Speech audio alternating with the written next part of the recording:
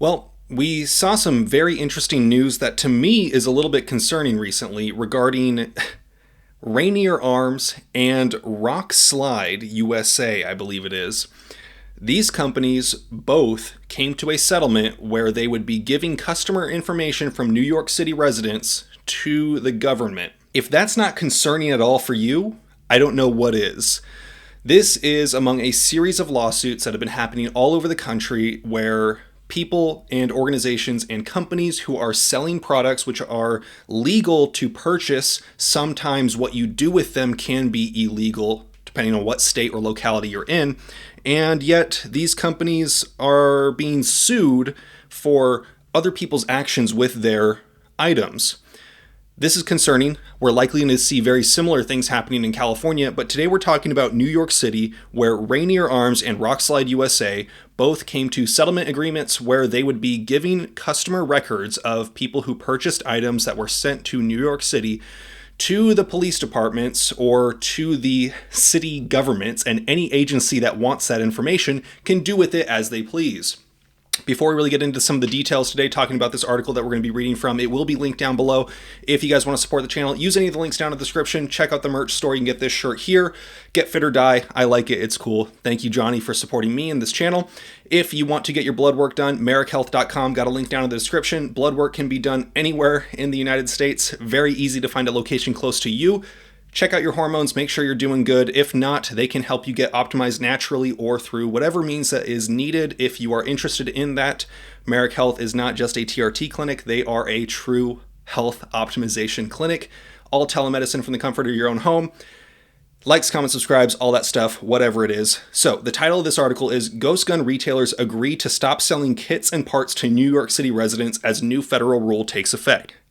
We're talking about New York City, but we are likely going to see similar things happening in the state of California, as the state of California has been suing various ghost gun manufacturers. Now, in this article, they mention a whole lot of the big talking points that we've seen lately, like the one that I talked in a YouTube short video where the ATF said between 2016 and 2021, they saw 600, almost 700 ghost guns turn up at the scene of murders or attempted murders.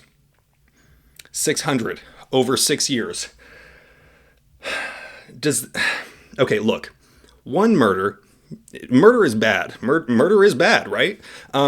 600 ghost guns found at the scene of murders. That's not very many. That is truly not that many, especially when the definition of ghost gun has had a history of being very vague on how it's reported. Many times, ghost gun can mean just a normal firearm that was either made prior to serial numbers needing to be on them, or a firearm with a serial number that was removed, not just homemade firearms that you typically think of when people say ghost gun. Now, the BATF and Explosives said it received more than 45,000 reports of suspected ghost guns recovered by law enforcement from January 2016 to December of 2021. Nearly 700 of them were recovered in homicides or attempted homicide investigations.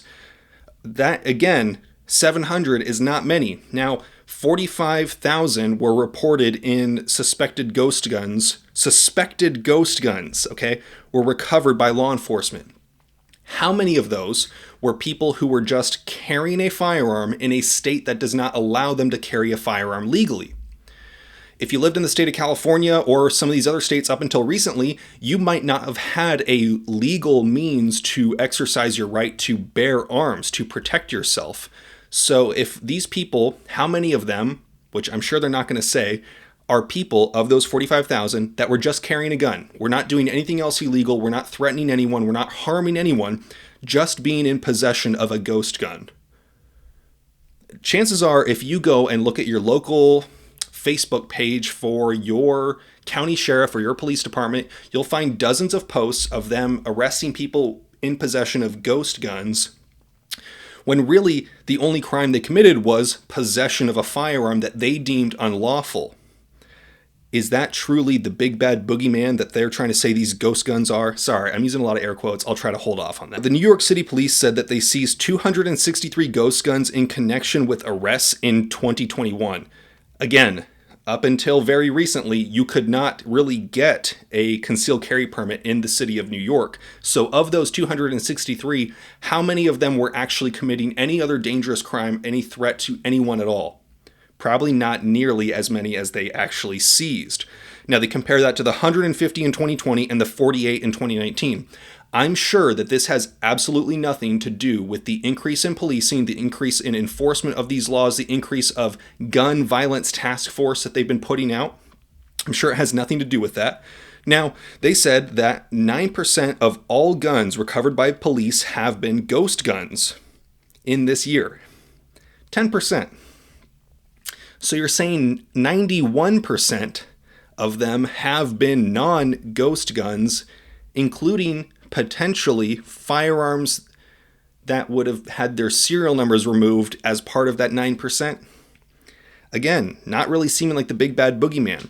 Now, the part that is really concerning is the fact that Rainier Arms and Rockslide USA both came to settlement agreements in their lawsuits that said that they would not continue to sell these parts now, and also that they would give the customer information for shipments to those cities to the government, who would then share that with any agency that wants it. They are going to give, Rainier Arms is going to give customer information from people who purchase stuff in the city of New York to the police department. It's kind of concerning to me. That's kind of concerning to me. I made a video in 2020 talking about how since the state of California Department of Justice was putting people through a system where they were straight up not letting people buy guns, even if they had no restrictions against them legally, the system was just taking so long that it was delaying people for months at a time to buy a firearm, meaning that the only real route they had if they wanted to acquire a firearm would be illegally by acquiring or building it themselves. How many people in New York felt like they needed to take that upon themselves, acquire one of these ghost gun kits so that they could feel protected? Because 2020 was a strange year. We had the pandemic kick off. We had race riots. It was a wild ride, and a lot of people felt very unsafe, and a lot of people would not have the means to actually acquire a firearm, especially in New York City, where it is very, very difficult. Now, Christopher Adams, an attorney from Rainier Arms, said the company is happy that the case is resolved and will continue to follow the change in laws regulating firearms that don't violate the Constitution. Getting a firearm without a background check, or building it yourself, or acquiring it yourself, that seems exactly like what they thought of at the time. And if we're using text, history, and tradition, there is not a history of banning firearms, a history of preventing people from buying and acquiring firearms that doesn't stem from, and this is using these anti-gun DAs or these anti-gun attorney generals' own arguments. They have argued time and time again recently that the history of banning Native Americans and people of color and Christians, ironically, from purchasing firearms, the history of doing it based on race and religion, that history of doing that is adequate means to prevent you from having any means of keeping and bearing arms, because there is a text, history, and tradition of it. I don't know. Doesn't seem right to me. Seems pretty unconstitutional. Let me know what you think down below. You guys know the drill. Have fun, be safe, stay dangerous. Peace.